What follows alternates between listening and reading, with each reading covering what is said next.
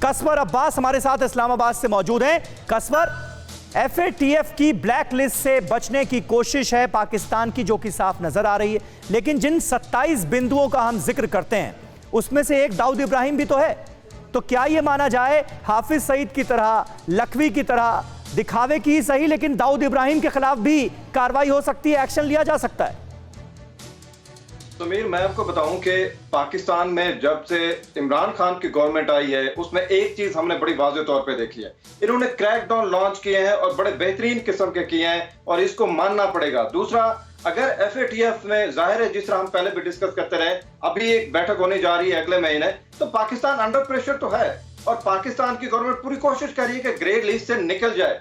और यहाँ पे एक खतरा और भी है, जिस तरह हमारे दोस्त कह रहे थे कि लटकती तलवार है कि इनको हो सकता है ब्लैक लिस्ट में जाना पड़े, लेकिन पाकिस्तान ने ढेर सारा काम किया और मैं आपको वाज़ेह तौर पे कर देना चाहता हूं, जो हमारी यहाँ पे ढेर सारा क्या काम किया।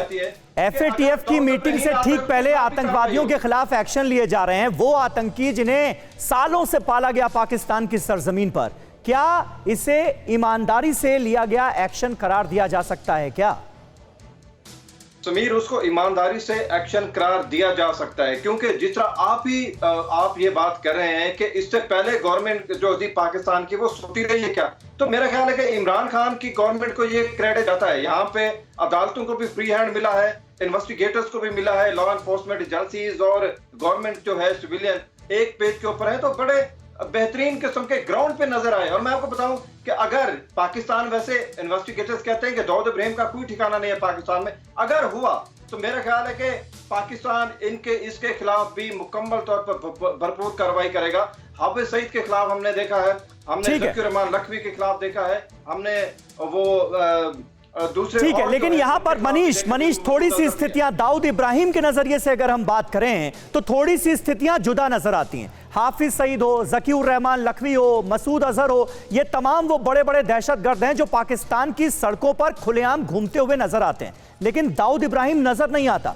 पाकिस्तान की सरकार ने आज तक माना भी नहीं कि पाकिस्तान में मौजूद है दाऊद इब्राहिम। ऐसे में दाऊद इब्राहिम के खिलाफ अब पाकिस्तान की धरती पर एक्शन कैसे लिया जाएगा?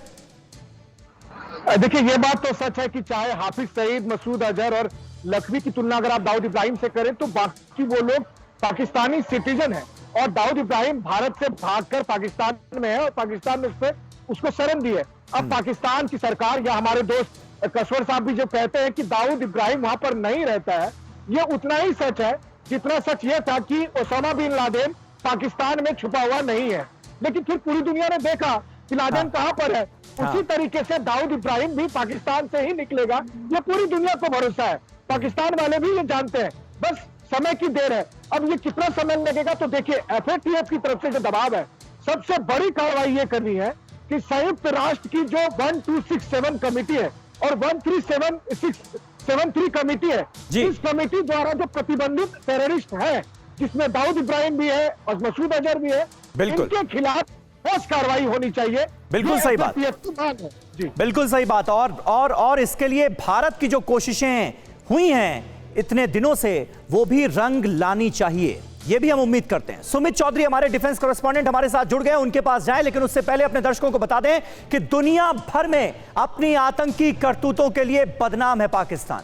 अंडरवर्ल्ड डॉन दाऊद इब्राहिम को लेकर असमंजस में नजर आ रहा है, क्योंकि एफएटीएफ का दाऊद पर कार्रवाई का दबाव है, जबकि दाऊद के समधी जावेद मियांदाद इमरान के बहुत करीबी मित्र हैं, ये तो हम सब जानते हैं, दोनों क्रिकेटर रहे हैं। अब इमरान रिश्तेदारी देखें कि देश की छवि सुधारें, ये एक बड़ा सवाल है और इसलिए बड़ी कैश 22 सिचुएशन कही जा रही है इमरान खान के लिए। दाऊद क्यों बना इमरान के गले की हड्डी, इस सवाल का जवाब जान लीजिए। एफएटीएफ की ग्रे लिस्ट में पड़ा हुआ है इस वक्त पाकिस्तान और इसकी वजह से तमाम पाबंदियां जो है थोप दी गई हैं। अगर ब्लैक लिस्ट हो जाता है पाकिस्तान तो पूरी तरह से तबाह हो जाएगा और इसी कार्रवाई से बचना चाहता है पाकिस्तान और अपनी छवि सुधारने के लिए इस वक्त छटपटाता हुआ नजर आ रहा है। लेकिन स्थितियां ऐसी हैं इमरान खान के सामने कि करें तो करें क्या।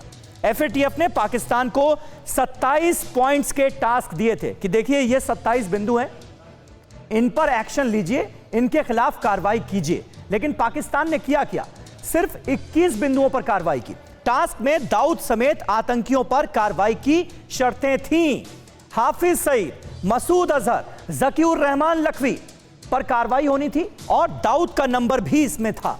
इसीलिए आप देखेंगे हालिया दिनों में पाकिस्तान में फिजा बदलती हुई नजर आ रही, एक के बाद एक एक्शन लिया जा रहा है आतंकवादियों के खिलाफ। वो बड़े बड़े दहशतगर्द जो कि खुलेआम घूमते थे, अब उन्हें सलाखों के पीछे डाला जा रहा है, यह दिखाने के लिए कि देखिए हम एक्शन तो ले रहे हैं अपने दहशतगर्दों के खिलाफ।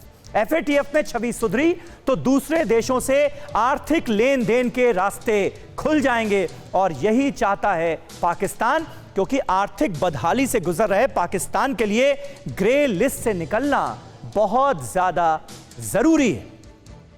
और खास तौर पर दाऊद इब्राहिम के बारे में जो जानकारियां सामने आ रही हैं उसका यहां पर जिक्र करना होगा। खौफ का मारा दाऊद बेसहारा इस वक्त नजर आ रहा है। वसूली के लिए कुख्यात छोटा शकील भी वहीं जाकर छिपा हुआ है। भाई अनीस इब्राहिम का भी पिछले 2 हफ्तों से कोई पता नहीं है। अनीस सिंध इलाके में अपनी पेपर मिल में भारतीय करेंसी छापता है, सोर्सेस के हवाले से यह जानकारी सामने आई है। दाऊद ने अपनी बड़ी बेटी मारूख को भी पुर्तगाल भेजा। मारूख की शादी पूर्व क्रिकेटर जावेद मियांदाद के बेटे जुनैद से हुई है। छोटा भाई मुस्तकीम अली कास्कर पहले से ही दुबई में जा बसा है। UAE, बहरीन और कतर में डी कंपनी का काम संभाल रहा है इस वक्त कास्कर। कराची से कारोबार चलाता रहा दाऊद जो है कार्रवाई की आशंका से इस वक्त खौफ में नजर आ रहा है। और जैसा कि मैंने आपको बताया, इमरान खान और जावेद मियांदाद बड़े अच्छे दोस्त हैं। जावेद मियांदाद की रिश्तेदारी जो है दाऊद इब्राहिम से, उससे दुनिया वाकिफ है। ऐसे में क्या दाऊद इब्राहिम के खिलाफ एक्शन लेगा पाकिस्तान? सुमित चौधरी, इसका क्या जवाब नजर आता है, क्या उम्मीद नजर आती है? FATF के दबाव में ही सही, क्या दाऊद इब्राहिम पाकिस्तान में है, उसके खिलाफ एक्शन लिया जा रहा है? यह खबर सामने आ सकती है क्या पाकिस्तान से आने वाले दिनों में? देखिए बिल्कुल समीर, ये खबर बहुत जल्दी सामने आएगी। और आप अगर इसका कंपैरिजन पिछले सालों से कर ले तो ओसामा बिन लादेन भी पाकिस्तान में कई सालों तक नहीं था, लेकिन हमारी की एजेंसीज ने जब अपनी ठान ली तो उन्होंने ना सिर्फ ओसामा बिन लादेन को वहां जाकर ठोका, बल्कि आप ये भी कह सकते हैं कि उसका इनकाउंटर किया और वहां से अपने आप सही सलामत वापस निकले। इंपॉर्टेंट बात यह है कि दाऊद इब्राहिम को लेकर ही पाकिस्तान नकारता रहे, लेकिन लगातार जो प्रेशर पाकिस्तान पर क्रिएट किया जा रहा है फॉरेन लेवल के ऊपर, इंटरनेशनल प्लेटफॉर्म्स के ऊपर, वो बहुत ज्यादा कारगर साबित हो रहा है। इमरान खान ही अपनी मर्जी से नहीं कर रहे हैं, दुनिया जानती है कि ये प्रेशर ISI या पाकिस्तान आर्मी पर बनाया जा रहा है ताकि वो कम से कम कुछ एक्शन ले। और दाऊद इब्राहिम को लेकर एक रणनीति बिल्कुल क्लियर है कि ना सिर्फ दाऊद इब्राहिम को भारत सौंपे जाने की प्रक्रिया को लेकर पाकिस्तान पर दबाव है, बल्कि यह भी दबाव है कि उसका जितना नेटवर्क है उसको भी एक्सपोज किया जाए। समीर बिल्कुल, और मनीष, इसमें साफ तौर पर यह कहा जा सकता है कि प्रधानमंत्री नरेंद्र मोदी की आतंकवाद के खिलाफ जो कड़ी पॉलिसी रही है उसका बड़ा जोर पड़ा है।